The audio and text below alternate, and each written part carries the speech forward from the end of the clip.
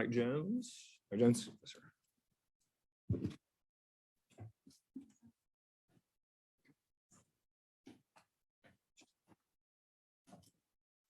I'm not used to this. If I turn blue and pass out, don't worry about it. I'll be okay. There's a lot of Oklahoma public teachers who are teaching that homosexuality is normal. And I'm not going to give you the results of a study on homosexuality. I'm going to give you the results of 200 studies. And they were peer-reviewed studies, which means that qualified people who were not part of the study peer-reviewed to make sure that there was no bias. And then 2 qualified doctors summarized their findings. Dr. Lawrence Mayer, psychiatry at Johns Hopkins, his specialty is statistics and biostatistics.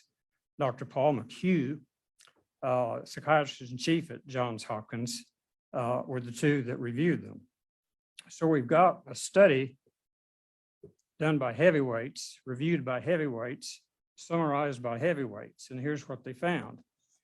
Concerning the contention that people are born homosexuals, 0 scientific evidence.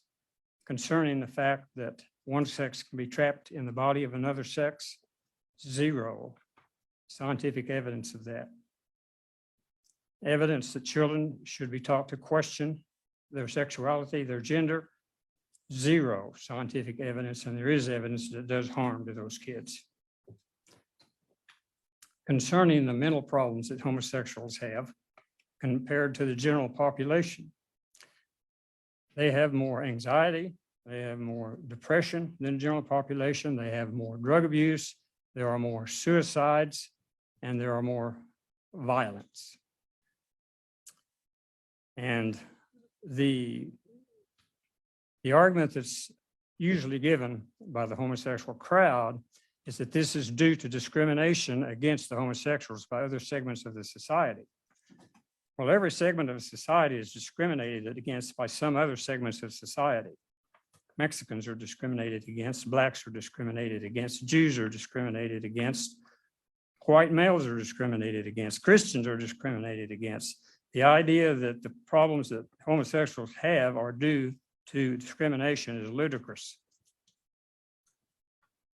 Now, the Old Testament says that homosexuality is an abomination. The New Testament says it's a perversion.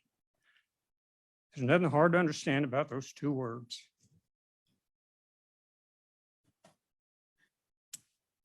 I think that sums it up. If you're going to convince me that I'm wrong, you're going to have to convince me that you're right and God's wrong. Thank you, Mike.